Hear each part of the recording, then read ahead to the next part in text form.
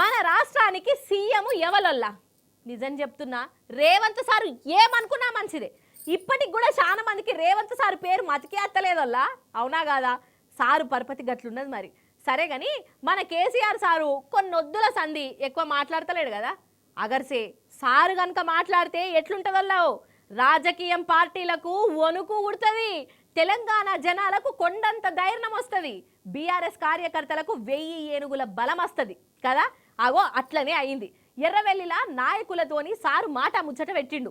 ఇందాం పాండ్రి మనం. గాయపడ్డ సింహం నుంచి వచ్చే శ్వాస గర్జన కంటే భయంకరంగా ఉంటుంది. ఏదో సినిమాల డైలాగ్ కదా. మన కేసీఆర్ సార్ స్పీచ్ ఇన్నాక ఇప్పుడు ప్రతి ఒక్కరు చెప్పే మాట ఇదేనొల్లా. చిన్నపాటి మాట ముచ్చటకే చెయ్యి పాటోళ్ళు ఇప్పుడు ఎటమటం అవుతుర్రు. తెలంగాణ జనం దిల్కుషైర్రు. అసలు ఏడాది సంది తెలంగాణలో ఏం నడుతుంది, ఏంది కథ, చెయ్యిపాటి అధికారంలోకి వచ్చినాక మన తెలంగాణ జనం పరిస్థితి ఎట్లయింది, ఇవన్నీ కేసీఆర్ సార్ కళ్ళకు గట్టినట్టు వివరంగా చెప్పిండు. వినాలే మీరు. ఆ రోజు కూడా అదే కథ. తెలంగాణలో గట్టిగా ఉంటే ఆనాడున్న కాంగ్రెస్ నాయకులు సమస్య లేదు మాది మేము ఉంటామంటే ఎందుకు కలుపుతుంది ఆంధ్రతోని? ఏమక్కడ ఏర్పడుతుండే? మనోళ్ళ యొక్క తెలివి తక్కువతనము బలహీనతనే మనల్ని జబర్దస్తి వంచబోయి ఆంధ్రలో కలిపింది. ఆ గోస 60 ఏళ్ళు అనుభవించినాం మనం. ఆ ట్రాన్స్ఫార్మర్లు కాలిపోవడు, మనం లంచాలు ఇచ్చుడు, ఒకసారి యాడ్ చేసుకుంటే ఇప్పుడు మళ్ళీ కళ్ళకి నీళ్ళు వస్తాయి. అంత గోసపడ్డటువంటి బాధను 6-7 నెలలనే 24 గంటలు అందరికీ కరెంట్ సెట్ చేసినాం. మంచినీళ్ళ బాధ పూర్తిగా తీర్చుకున్నాం. ప్రతి ఇంటికి నల్లాల ద్వారా నీళ్ళు వచ్చాడు, ప్రతి ఇంట్లో నల్లా పెట్టి నీళ్ళు ఇచ్చుకున్నాం. బాగా జరుగుతుండే. అప్పుడప్పుడు ఏమవుతుంది, కొన్ని దుష్ట దినాలు వస్తాయి, చెడు గడియలు వస్తాయి. నేను చెప్పిన కూడా అప్పుడు మంది మాటలు పట్టుకొని మారుమానం పోతే మళ్ళీ వరకు ఇల్లు కాలిపోతుంది, వీళ్ళని నమ్మితే అమాంతం మింగుతారు, మోసపోతాం. రైతు బంధుకు రామరామ అంటారు, దళిత బంధుకు జై భీమ్ అంటారు, వీళ్ళు ముంచుతారా నాయన అని చెప్పిన నేను. ఏమో మీ సంగతి ఎంతో చూద్దామని ఆయనతో వేసారు. వేసింది ఇరుకపోయారు, బాయిలో పడ్డారు, అయిపోయి ఉన్నాయి అన్ని వీక్. ఇప్పుడు మళ్ళీ మొదటికి వచ్చానా కైలాసం ఆడలో పెద్ద మింగినట్టు అయింది మళ్ళీ.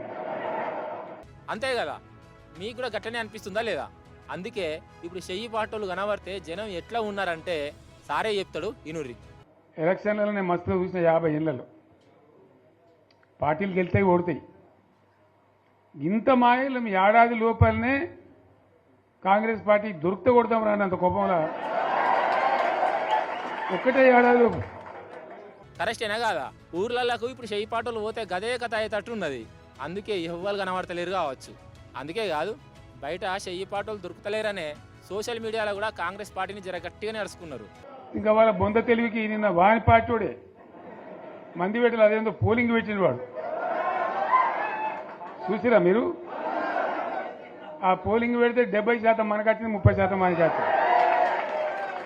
వాడు పెట్టింది, మనం పెట్టింది కాదు. 75 ఇది పరిస్థితి. ఫామ్ హౌస్ అంటే ఇది ఏముంటుంది? వారి ఉంటుంది, మక్కు ఉంటుంది, అల్లం ఉంటుంది. కాంగ్రెస్ వాళ్ళు అయితే మనిషి చేస్తే పారబడి తవ్వచ్చు కూడా లంగత. దీన్ని ఫామ్ హౌస్ అని మనం బదనాం చేసి అంతే కదా. నేను ఏమంటున్నా అంటే అన్ని మబ్బులు వీడిపోయినట్టు ప్రజలకు అన్నీ తెలిసిపోతున్నాయి. మంచి ఏంది, చెడ్డ ఏంది, ఏం జరిగింది. నిజంగా ఇప్పటికిప్పుడే కాదు, ఎప్పుడు ఎలక్షన్లు వచ్చినా ఈ తాప బీఆర్ఎస్ పార్టీ అధికారంలోకి వచ్చుడు ఖాయం. జనాలు చెప్తున్న మాట ఇది. ఏదో మొన్న గెలిచినందుకు అసలు ఈ చెయ్యి పాటలు ఏమన్నా ముచ్చట్లు చెప్తుర్రా? ఆ ముచ్చట్ల కథ ఏందో, వాళ్ళ నోళ్ళని ఎట్లా మూసిడు ఉంటుందో సారే చెప్పిండు.